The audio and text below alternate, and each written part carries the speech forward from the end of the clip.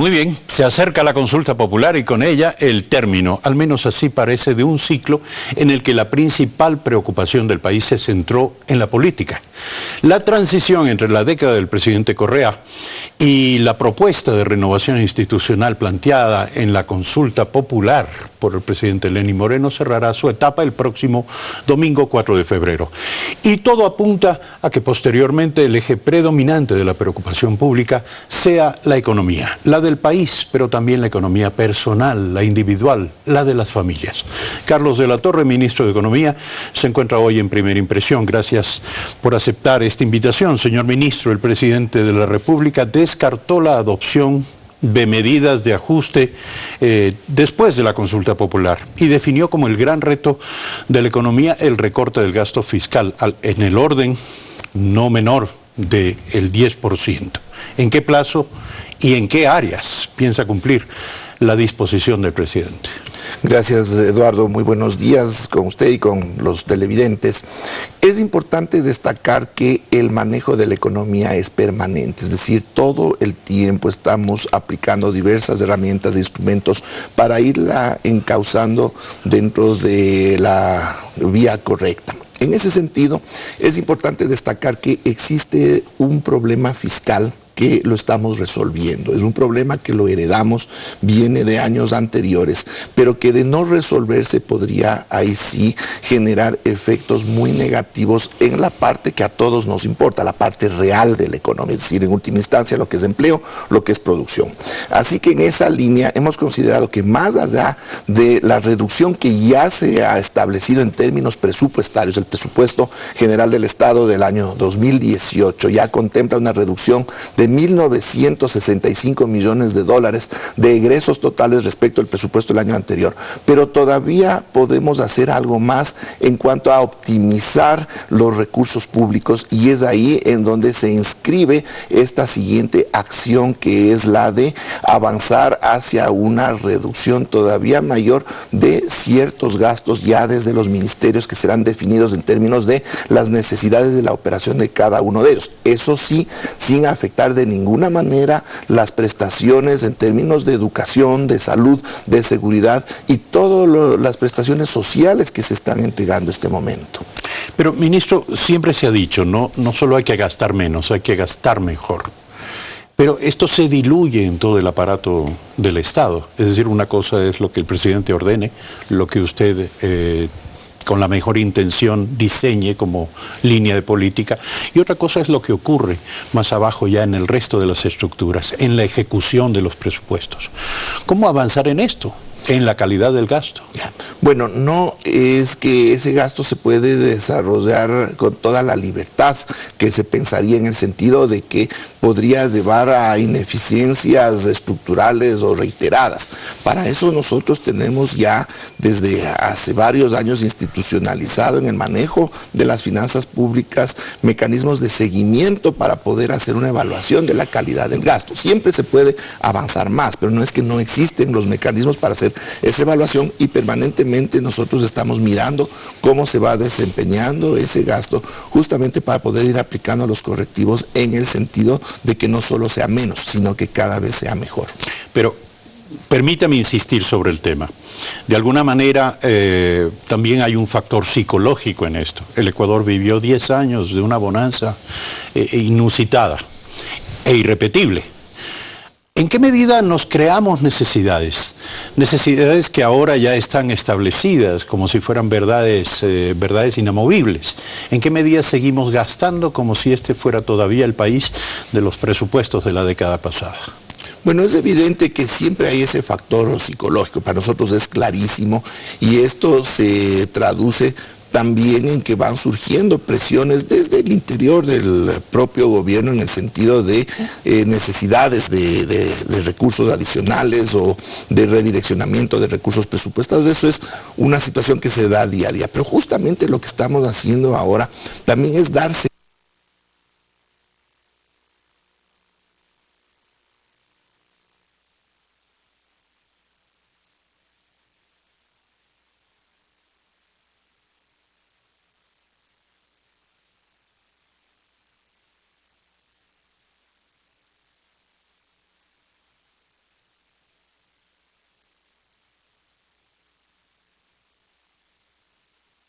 de que no hay ninguna holgura, no estamos en una economía en la que podamos darnos ningún lujo. En ese sentido creo que también estamos avanzando. Ministro, se proyecta un crecimiento económico para el 2018. En eso coinciden la CEPAL, el Fondo Monetario Internacional. En lo que no coinciden es en la magnitud de este crecimiento. Ahí difieren las perspectivas. ¿Cuáles son las proyecciones que el propio gobierno se plantea para el 2018 y en qué actividades y sectores se sustentaría el crecimiento? Efectivamente, existen diversas mediciones, diversas metodologías, pero claro, las que nosotros realizamos, bueno, el Banco Central del Ecuador realiza, cuentan con más información. ¿Por qué? Porque estamos aquí con nuestras propias mediciones variables, obviamente, bajo metodologías internacionales, y normalmente las que ha proyectado el Banco Central terminan cumpliéndose. Pero ahora hay una situación que es, yo diría, excepcional, pero desde lo positivo. Para el 2017, antes de entrar en el crecimiento del 2018, para el 2017, en principio se preveía una tasa de crecimiento pequeñita, pero positiva.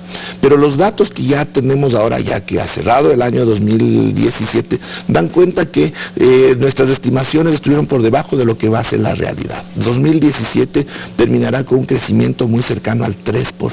Eso es buena noticia. ¿Por qué? Porque el 2018 va a arrancar o arrancó desde una posición mejor que la que hubiera sido con una tasa de crecimiento más baja. Pero las estimaciones todavía podríamos decir conservadoras que tenemos para 2018 van en el orden de un crecimiento de un 2%. Pero con ese 3 o con ese impulso de 2017 quizás puedan ser también mejores las de 2018.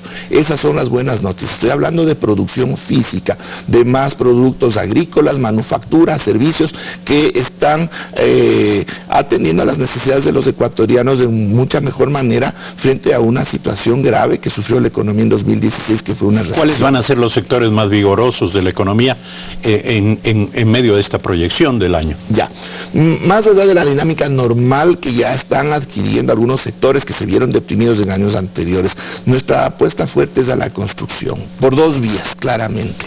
La primera, en el marco de si es que gana el sí en la pregunta relativa a la ley de la plusvalía. En ese sentido nosotros estaríamos despejando muchas expectativas negativas que se generaron alrededor de la construcción y que esto se tradujo en resultados negativos de ese sector en los últimos años. Así que con esto se generaría un espacio positivo para que pueda impulsarse de forma adecuada. Pero también tenemos el gran proyecto del gobierno de Casa para Todos, que implica la construcción masiva de vivienda popular, que definitivamente va a apuntalar a este sector en la medida que es uno de los sectores que más dinámica generan en la economía ecuatoriana, porque son altos generadores de empleo y también es un sector que insume gran cantidad de componente nacional. Si no es un sector que se desarrolla a través de importaciones, sino a través de insumir productos nacionales, lo que genera... Y generar empleo, ¿no? Exactamente, el empleo es fundamental. Y esto lo que produce son cadenas hacia adentro, las cadenas que tiene hacia adentro de la economía van dinamizando también otras actividades relacionadas. Eso es muy importante con la construcción. Ministro, al mismo tiempo que se considera la reducción del gasto público, se habla también del incremento de la inversión pública, sobre todo en el 2018. Lo afirmó el presidente en la entrevista del pasado domingo. ¿Será este el destino, al menos de buena parte de los 3.000 millones de dólares obtenidos por el Ecuador en su última emisión de bonos soberanos? Ya.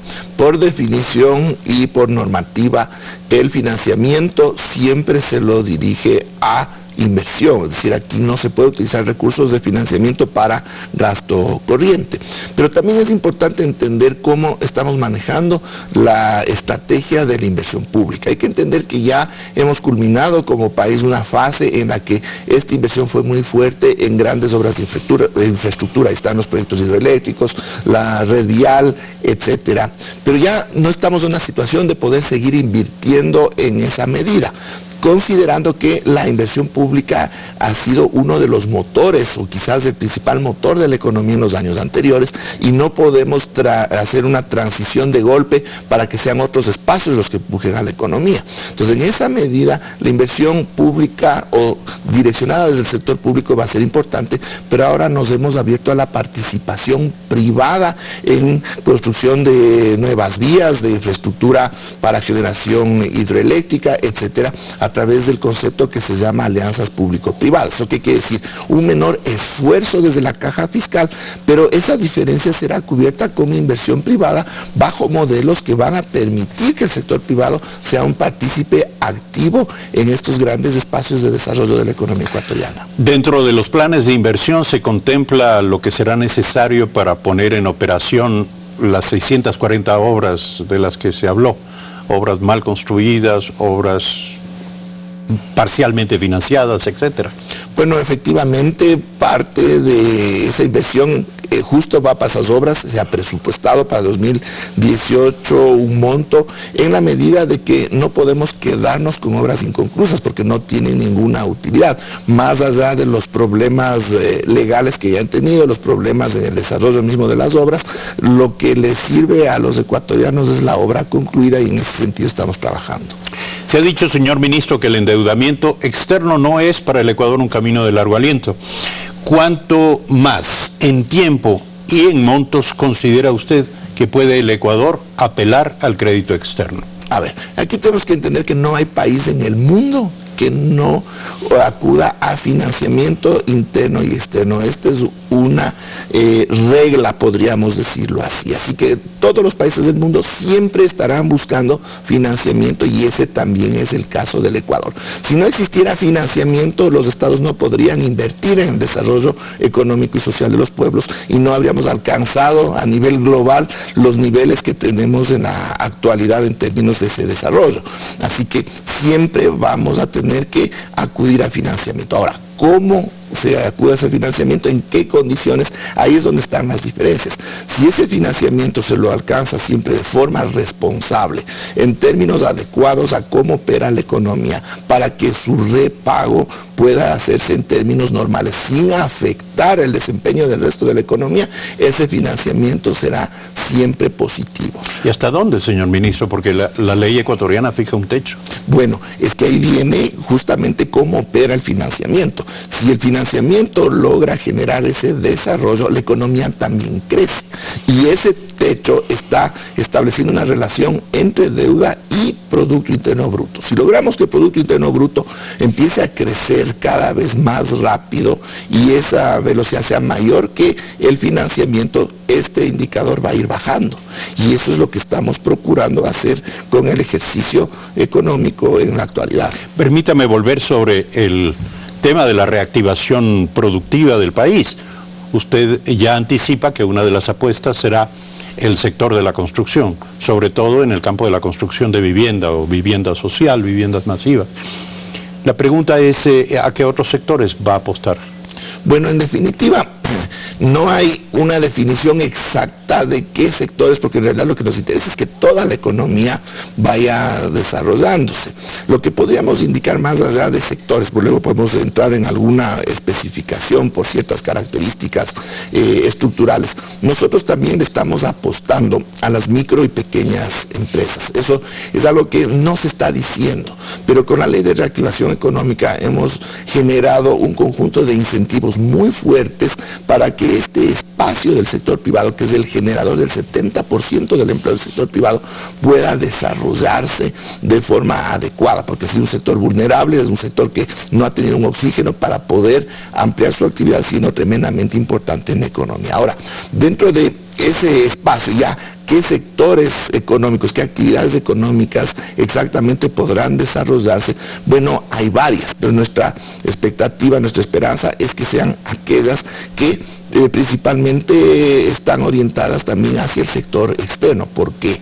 Porque es un elemento fundamental en una economía dolarizada que el ingreso de las divisas sea mayor que el egreso. Entonces, toda actividad exportadora va a ser positiva, y también hay un conjunto de incentivos que apuntalan a los sectores que generan producción de exportación, sin desmerecer a los otros tampoco. Entonces, es una combinación de varios elementos que apuntan a favorecer a un espacio importante del sector privado, y principalmente el que nos puede generar empleo en primer lugar y divisas como uno de los factores para poder fortalecer la dolarización.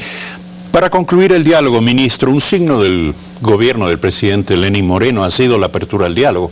Ha recibido a varios actores de opinión, entre ellos el llamado Foro de Economía y Finanzas. ¿Qué saca usted en limpio luego del primer contacto mantenido con este grupo? ¿Y cuáles son las recomendaciones que considera aplicables? Es importante tener en cuenta que como gobierno tenemos un proyecto político muy claro y también un proyecto económico vinculado al proyecto político, en el cual los seres humanos y avanzar en que los ecuatorianos cada vez vivamos mejor es hacia donde apuntamos. Entonces, en ese sentido está claro por dónde estamos desarrollando nuestros esfuerzos en materia económica, pero siempre son bienvenidas todas las propuestas que puedan venir de absolutamente todos los sectores. No podemos limitarnos a dialogar con uno o con otro sector, sino que estamos abiertos a que este diálogo sea general con todos quienes compartan la preocupación que nosotros tenemos en función del manejo económico y puedan darnos insumos, pero estos insumos tienen que ser insumos efectivos. No podemos limitarnos simplemente a ideas generales en las que quizás todos vamos a estar de acuerdo, sino que lo que realmente sería de utilidad son propuestas, los cómo. ¿Cómo vamos a hacer tal cosa? Estamos de acuerdo en que hay que reducir el gasto fiscal. Nosotros estamos ya implementando acciones muy concretas, pero si es que hay otras, díganos cómo. Entonces, en ese sentido, el diálogo siempre estará abierto, es un diálogo permanente, pero lo que nosotros buscamos es dialogar, debatir, analizar propuestas concretas. No estamos acá para seguir discutiendo en el marco de lluvias de ideas. Eso es algo muy importante, pero igual siempre estamos abiertos a recibir las propuestas y discutirlas. Desde otras corrientes y concepciones de pensamiento han aparecido también otras recomendaciones, por ejemplo, las de un grupo de expertos del Instituto de Altos Estudios Nacionales y un grupo de economistas liderados por el economista Pablo Dávalos.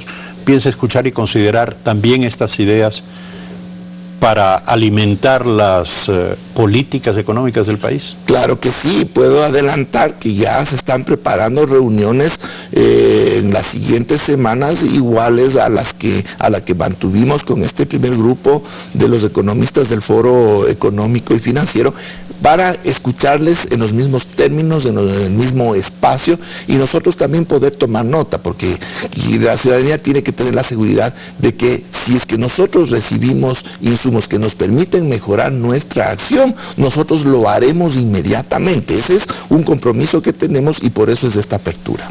Gracias, señor ministro, por aceptar la invitación a Primera Impresión.